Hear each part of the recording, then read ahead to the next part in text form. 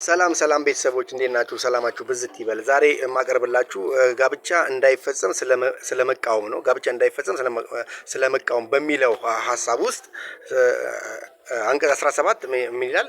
ስለመቃወም ነው። ስለመቃወም በእንግሊዝኛው ኦፖዚሽን የምንለው ጋብቻ ለመፈጸም አስፈላጊ የሆነ ሁኔታ አልተሟላም በማለት ሊፈጸም የታሰበ ጋብቻ እንዳይፈጸም ተቃውሞ ማቅረብ ይቻላል ማለት ነው። ሊፈጸም የነበረ ጋብቻን ተቃውሞ ማቅረብ ይቻላል ማለት ነው። አንቀጽ 18 ምንድነው የሚለው? መቃወም ስለሚችሉ ወገኖች ማለት ነው። ኦፖዚሽን ባይ ሁም ሜድስ የምንለው ነው በእንግሊዝኛ ማለት ነው። ይሄ እነማናቸው? ጋብቻን ሊፈጸም የነበረ ጋብቻን መቃወም የሚችሉ አካላቶች እነማን ናቸው? በአንቀጽ 18 ላይ እነዚህን አስቀምጧቸዋል ማለት ነው። ለምሳሌ በእድሜ ምክንያት ሲሆን በእድሜ ምክንያት በሚሆንበት ጊዜ እነማን ናቸው መቃወም የሚችሉት? አንደኛ ወላጆች ናቸው። ሁለተኛ አቃቤ ሕግ ነው። ሶስተኛ ደግሞ ማንኛውም ያገባኛል የሚል ሰው በእድሜ ምክንያት እነዚህን መቃወሚያ ሊፈጸም የነበረ ጋብቻን መቃወም የሚችሉ አካላቶች ናቸው ማለት ነው።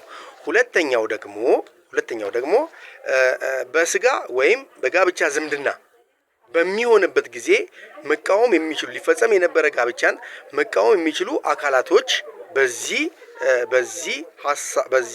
ህግ እንትን ላይ አስቀምጡታል ማለት ነው። የተጋቢዎቹ ወይም የአንደኛው ተጋቢ ወደ ላይ የሚቆጠር ወላጆች እናት አባት ማለት ነው። በተጋቢዎቹ በኩል ያሉት እናት እና አባት ማለት ነው። 18 ዓመት የሞላቸው ወንድሞች ወይም እህቶች ወይም አቃቢ ሕግ በዚህ በስጋ ዝምድና ወይም በጋብቻ ዝምድና ምክንያት ሊፈጸም የነበረ የጋብቻን እንትን ማስቀረት መቃወም የሚችሉ አካላቶች ናቸው ማለት ነው። ሌላኛው ደግሞ በጋብቻ ላይ ጋብቻ በሚሆንበት ሰዓት ላይ መቃወም የሚችሉት አካላት እነማን ናቸው የሚለውን ደግሞ ስንመለከተው ከሚፈጽመው ሰው ጋር ጋብቻ ከሚፈጽመው ሰው ጋራ የቀደመ ጋብቻ አለኝ የሚል ተጋቢ ወይም አቃቤ ሕግ መቃወም ይችላሉ ማለት ነው። ሊፈጸም የነበረ ጋብቻን መቃወም ይችላሉ ማለት ነው። ሌላው ሀሳብ ደግሞ በፍርድ መከልከል ምክንያት ሲሆን ማለት አንድ ሰው ጥፋት ፈጽሞ ወር ደግሞ ወንጀል ፈጽሞ በፍርድ ቤት ከማህበራዊ አገልግሎቱ መብቱ የተነፈገ ከሆነ እንደዚህ በሚሆንበት ሰዓት ላይ በዚህ በፍርድ መከልከል ምክንያት ያገባኛል ባዮች ሊፈጸም የነበረ ጋብቻን መቃወም የሚችሉ አካላት እነማን ናቸው? አሳዳሪው ወይም አቃቤ ሕግ ነው ማለት ነው። አቃቤ ሕግ ነው ማለት ነው። ሌላኛው ሀሳብ ደግሞ የምናነሳው የጋብቻ ሁኔታዎች ስለመሟላት የሚያስከትለው ውጤት የጋብቻው መሟላት ስለሚያስከትለው ውጤት ማለት ነው። አንቀጽ 31 ላይ ምን ይላል? የእድሜ ሁኔታን አስቀምጡታል ማለት ነው። የእድሜ ሁኔታ ደግሞ ንዑስ አንቀጽ 1 ምንድነው? በዚህ ህግ አንቀጽ 7 ንዑስ አንቀጽ 2 የተደነገገው እንደተጠበቀ ሆኖ እድሜያቸው 18 ዓመት በታች በሆኑ ሰዎች መካከል የተፈጸመ ጋብቻ በማንኛውም ባለጉዳይ ወይም በአቃቤ ሕግ ጥያቄ እንዲፈርስ ይደረጋል ማለት ነው። በዚህ በተሻሻለው በቤተሰብ ሕግ ላይ በሪቫይዝ ፋሚሊ ኮድ ላይ በሚለው አንቀጽ 7 ላይ ምንድነው ያስቀመጠው? ንዑስ አንቀጽ 2 ምን ብሎ አስቀምጦታል? ምንም እንኳን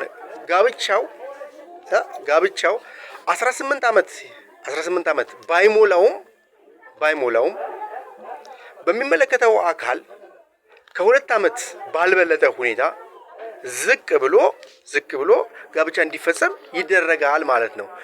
ግን በመደበኛው ህግ ግን 18 ዓመት እና ከዛ በላይ ሲሆን ነው ጋብቻ ሊጸና የሚችለው። በዚህ ሁኔታ ይደረጋል ማለት ነው። ሌላው የስጋ ወይም የጋብቻ ዝምድና ነው። ኮንሰንጉኒቲ ኦር አፊኒቲ በእንግሊዝኛ የምንለው ነው። በስጋ ወይም በጋብቻ ዝምድና ምክንያት ጋብቻ እንዳይፈጸም የተደነገገውን ክልከላ በመተላለፍ የተፈጸመ ጋብቻ በማንኛውም ባለጉዳይ በማንኛውም ባለ ጉዳይ ማለት ነው ያገባኛል ባዮች ማለት ነው ማንኛውም ባለ ጉዳይ ወይም በአቃቤ ሕግ ጥያቄ እንዲፈርስ ይደረጋል ማለት ነው። የስጋ ዝምድናን ይከለክላል፣ የጋብቻ ዝምድና ይከለክላል ማለት ነው ሕጋችን ማለት ነው። ጋብቻ ተፈጽሞ ከሆነ ይሄ እንዲፈርስ ይደረጋል ማለት ነው። ሌላው በጋብቻ ላይ ሌላ ጋብቻ ተፈጽሞ የተገኘ እንደሆነ በመጀመሪያው ወይም በሁለተኛው ተጋቢ ወይም በአቃቤ ሕግ ጥያቄ የኋለኛው ጋብቻ እንዲፈርስ ይደረጋል ማለት ነው። ማለት እዚህ ጋር ሁለት አካላቶች አሉ ማለት ነው። በጋብቻ ላይ ጋብቻ በመሰረቱ ሕጉ ይከለክላል ማለት ነው። ሕጉ በሚከለከልበት እንትን ላይ እነማን ናቸው? ይሄ ጋብቻ እንዲፈርስ እንድነው በመጀመሪያው ተጋቢ ማለት ነው። በመጀመሪያው ተጋቢ ያ ጥያቄ ጋብቻው እንዲፈርስለት ይደረጋል። ሌላኛው ደግሞ ጠያቂው ማን ሊሆን ይችላል? አቃቤ ሕግ ማለት ነው። አቃቤ ሕግ የጋብቻ እንዲፈርስ ጥያቄ ሊያቀርብ ይችላል ማለት ነው። አንቀጽ 34 በፍርድ ክልከላ ምክንያት ጋብቻን ስለማፍረስ ማለት ነው። በፍርድ ክልከላ ጋብቻን ስለማፍረስ ማለት ነው። በፍርድ የተከለከለ ሰው በፍርድ ቤት ሳይፈቀድ ጋብቻ ፈጽሞ የተገኘ እንደሆነ የተከለከለው ሰው ራሱ ወይም አሳዳሪው ጋብቻው እንዲፈርስ ጥያቄ ለፍርድ ቤት ማቅረብ ይችላል ማለት ነው።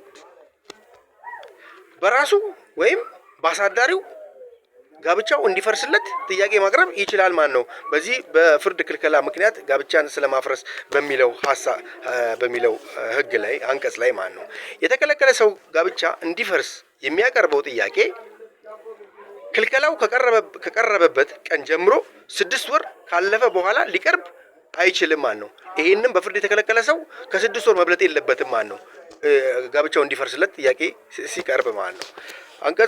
ንዑስ አንቀጽ 3 አሁንም ምንድነው የሚለው? ጋብቻውን እንዲፈርስ በአሳዳሪው የሚቀርብ ጥያቄ ጋብቻው መፈጸሙን ካወቀበት ቀን ጀምሮ ከ6 ወር በኋላ ወይም በማናቸውም ምክንያት ቢሆን ክልከላው ከቀረ በኋላ ሊቀርብ አይችልም ማለት ነው።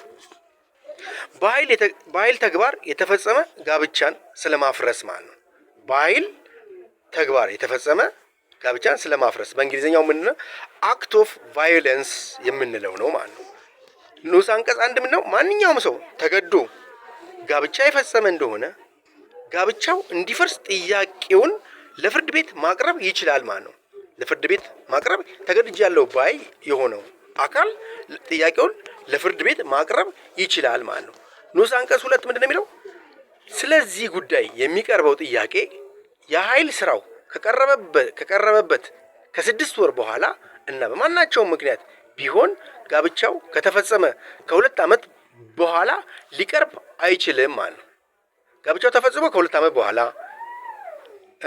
ከቀረበበት ከ6 ወር በኋላ ጥያቄው የኃይል ስራው ከቀረበበት ከ6 ወር በኋላ ጋብቻው ደግሞ ከተፈጸመ ከ2 ዓመት በኋላ ሊቀርብ አይችልም ማለት ነው። ያኛው መፈጸሙ ነው። ይሄኛው ደግሞ የኃይል ስራው ከቀረበበት ሰዓት ነው። ያኛው 6 ወር የሚለው የኃይል ስራው ከቀረበበት ነው። 2 ዓመት የሚለው ደግሞ ጋብቻው ከተፈጸመ ከ2 ዓመት በኋላ ነው የሚለው ማለት ነው። ይሄ በዚህ ጋር ያለውን ነገር ያስቀምጥልናል ማለት ነው።